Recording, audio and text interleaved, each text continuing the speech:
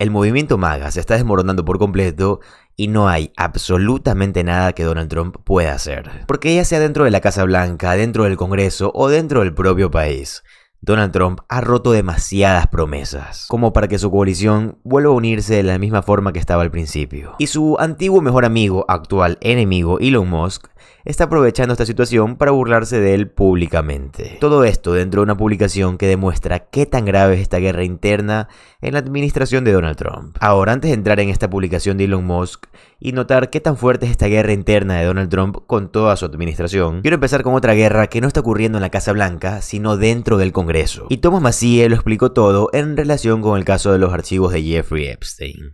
Miren el clip, por favor. Is it that the Republicans fear Trump so much, but they agree with you privately? How they just talk about that for a minute? Yeah. Is that it? That's it. That's it in a nutshell. I don't think my colleagues are happy about covering up for pedophiles, but that's what's happening. And it's so sick and twisted. The reason they're doing it is because they're terrified of President Trump's political machine. Not just his legislative affairs folks are reaching out from the White House to every Republican member of Congress who might think about co-sponsoring this. They're getting calls from the political machine that Donald Trump runs. We've got members of Congress who have aspirations of running for statewide office, and they can't win a statewide office in a Republican primary with Donald Trump on the other side. So they're terrified of him.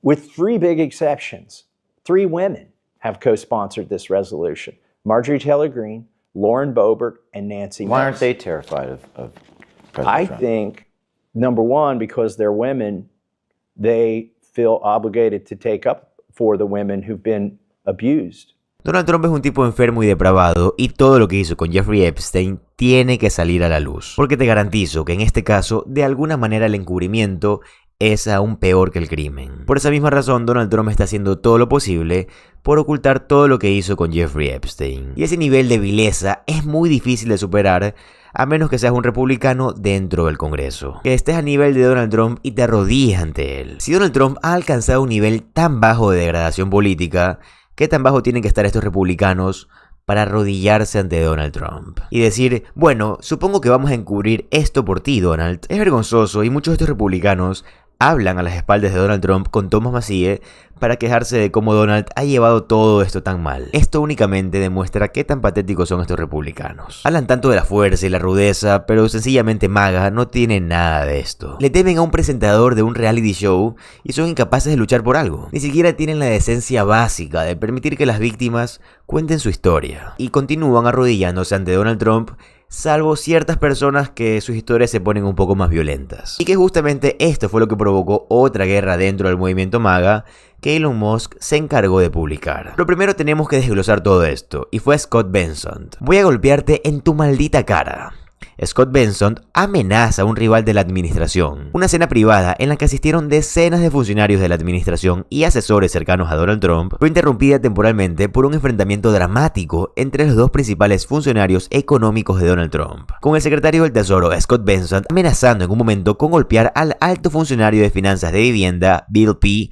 en la maldita cara. En el medio de bullicio de la hora del cóctel, Benson arremetió contra Bill P. en una diatriba cargada de insultos. El secretario del Tesoro había escuchado de varias personas que el director de la Agencia Federal de Financiamiento de Viviendas había estado hablando mal de él con Donald Trump. Una persona cercana a él dijo que no iba a hacer como si nada pasara. ¿Por qué diablos estás hablando del presidente sobre mí? Que te jodan, le dijo Benson a Bill P. Así que los miembros republicanos del Congreso hablan a espaldas de Donald Trump, y los miembros de la administración de Donald Trump están hablando sencillamente a las espaldas de todos. Ahora mismo, todo esto es un desastre dentro del mundo MAGA. Y como ese es el caso, el hombre que causó el mayor caos dentro de la presidencia de Donald Trump, ahora sale con una publicación, que en este punto parece más una afirmación veraz, diciendo que Donald Trump está dentro de los archivos de Jeffrey Epstein. Elon Musk decidió intervenir en la conversación y divertirse un poco. Elon Musk publicó la historia de Político en Twitter, escribiendo: quizás también recuerden que Donald Trump dijo esto en respuesta a una pregunta sobre si hubo una pelea entre Elon Musk y Scott Benson. Did you ever see Elon Musk get physical with the Treasury Secretary? No, I didn't. And I tried to They ask... did have an argument. But I didn't see a lot of physicality there. Así que según mi estimación y lo que yo creo, a Scott Benson lo que pasa es que le encanta meterse en peleas. Y todas estas personas están fuera de sí, pues están impulsadas por la emoción, la rabia y toda su inseguridad. Y solo tal vez, estas personas tan inestables no deberían de tener esos cargos tan altos, creo yo. Para mí algo muy importante, y de hecho un poco vergonzoso para ciertas personas, es que la administración de Donald Trump realmente cree que sus electores son personas tontas. Pero no solo se quedan sus electores, sino que muchos de las personas que están en altos rangos dentro de MAGA creen que las mismas personas que trabajan para MAGA son tontos. ¿Cómo pueden coaccionar e intimidar a republicanos dentro de la Cámara y del Senado? Todo esto para que se alineen y repitan su narrativa. Y en la narrativa más reciente hemos pasado de decir que Donald Trump no sencillamente hace dibujos. Como defensa a esta tarjeta de cumpleaños que vimos de Donald Trump en la que él hizo un dibujo. Ahora tratan de defender todo diciendo que él no firma así su nombre, cuando la firma obviamente es de Donald Trump. Tanto así que Lauren O'Donnell decidió compartir una historia suya personal sobre él porque entiende que esta sí es la firma de Donald. Mira el clip, por favor. Working for Donald Trump tells them to refuse to believe their eyes. And as I told Rachel, I have my own entry to offer in the Trump handwriting samples. In the second week of January in 2016, I got my one and only note from Donald Trump. It was a handwritten note, and he signed it, "Best wishes, Donald." Just the first name, just like the birthday letter. It was a very friendly note that I received from Donald, as he put it, Donald Trump. And it was almost generous, and I say almost generous because it included a contribution to my favorite charity.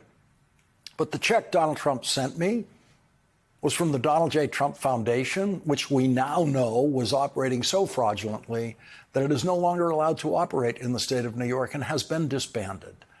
The Donald J. Trump Foundation, according to an investigation by Attorney General Letitia James, was filled with money that did not come from Donald Trump. And so if Donald Trump made a rare contribution from the Donald J. Trump Foundation, it usually wasn't his money.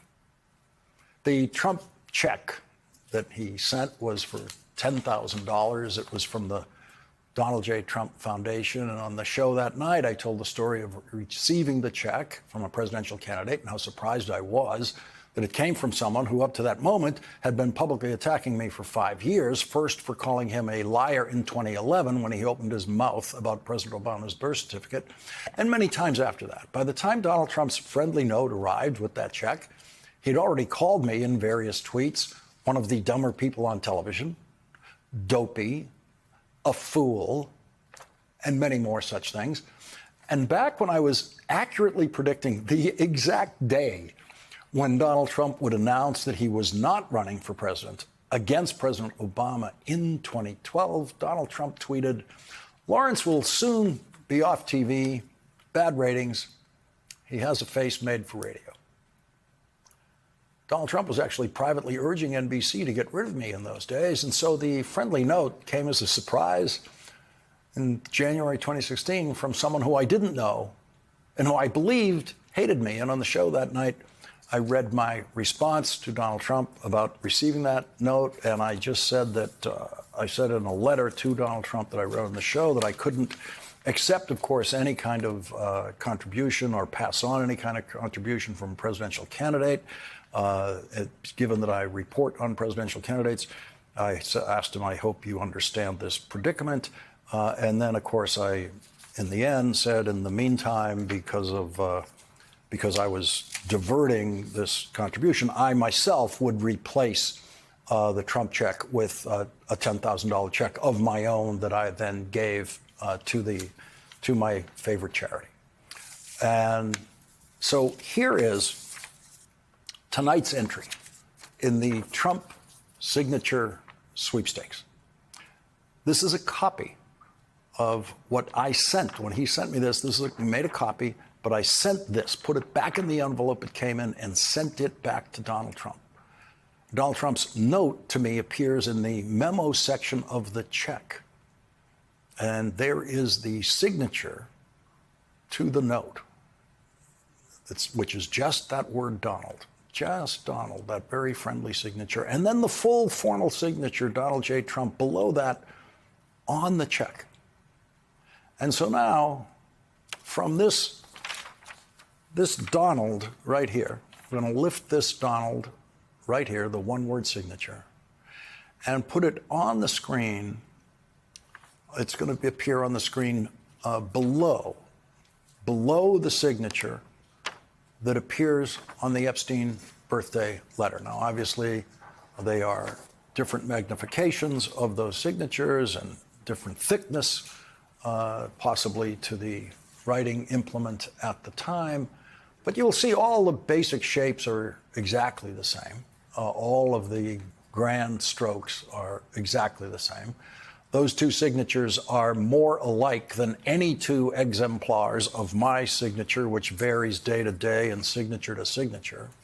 But we will leave it to you, the handwriting experts in the audience, to make tonight's judgment about just how similar those strikingly similar signatures appear to be. Es verdaderamente vergonzoso ver lo tonto que MAGA cree que son sus propios electores. También es vergonzoso que Donald Trump crea que esta mentira que él tiene puede hacer que la gente se vuelva a alinear con él. Bueno, en parte ciertos electores de MAGA lastimosamente sí son tontos y vuelvan a alinearse con él después de que escuchen estas mentiras, pero la realidad es que Donald Trump en este punto ha perdido mucho apoyo.